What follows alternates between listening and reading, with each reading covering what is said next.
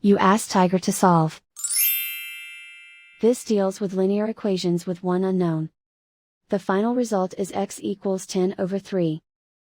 Let's solve it step by step. Group all constants on the right side of the equation. Subtract 10 from both sides. Group like terms. Simplify the arithmetic.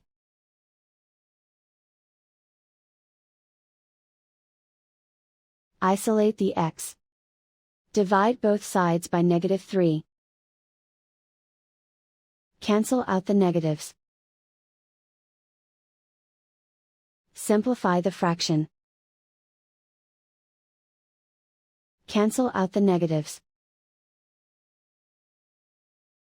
And so the final result is x equals 10/3.